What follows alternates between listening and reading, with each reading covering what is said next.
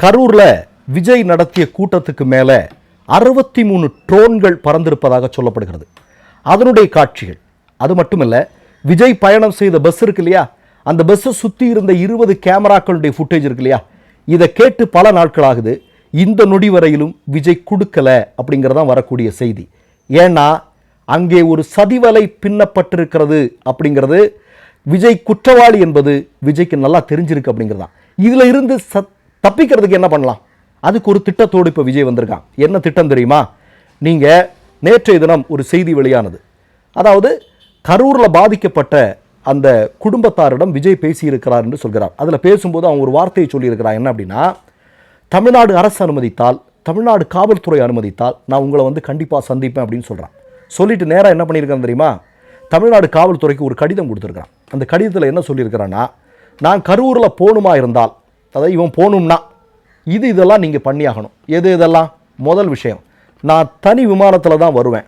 ரெண்டாவது, திருச்சி விமான நிலையம் முதல் கரூர் வரை கிரீன் காரிடர் போன்று எங்கும் சிக்னல் இருக்கக்கூடாது.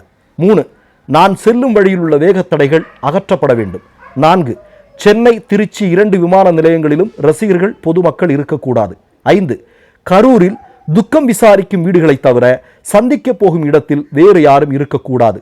6, பத்திரிகை டிவி நிருபர்கள் படம் பிடிக்கவோ கேள்வி கேட்கவோ அனுமதிக்க கூடாது. நான் இதை பற்றி டீட்டெயிலாக பேசுறதுக்கு முன்னாடி விஜயனுடைய தகப்பனாராக இருக்க எஸ்.ஏ. சந்திரசேகர் அவர்களிடம் ஒரு செய்தியை சொல்கிறேன்.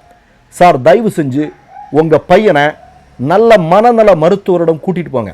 ஏன்னா அவனுக்கு மூளைக்கு ஏதோ ஆயிடுச்சு, அவன் குழம்பி போயிருக்கிறான், அவன் சினிமான்னு நினச்சிட்டு இருக்கிறான், அவன் தன்னை முடிசூடாத அரசன் அப்படின்னு நினச்சிட்டு இருக்கிறான் போல இருக்கு.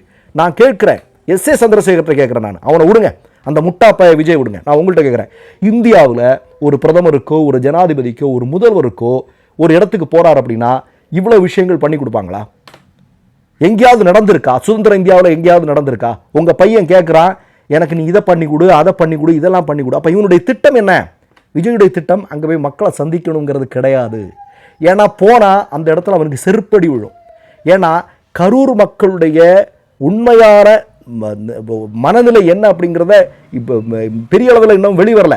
பல பேர் சொல்லியிருக்கிறாங்க விஜய் மேலே அவ்வளவு கடும் கோபத்தில் இருக்கிறாங்க அப்படிங்கிறது. அதை யாராவது ஒருத்தர் தனியாக போய் அதை பண்ணணும். இப்போ பிபிசி மாதிரியான ஊடகங்கள் வெளியிட்டிருக்கு, அவ்வளோ கோபத்தில் இருக்காங்க விஜய் மேலே. அப்போ இவனுக்கு போகிறது மாதிரி திட்டம் இல்லை. இவன் என்ன பண்ணுறான் அப்படின்னா, இந்த மாதிரி ஒரே டைமில் சில சதிகள், 2-3 சதிகளை பண்ணுறதுக்கான வேலைகளில் இவன் ஈடுபட்டு இருக்கிறான். இப்போ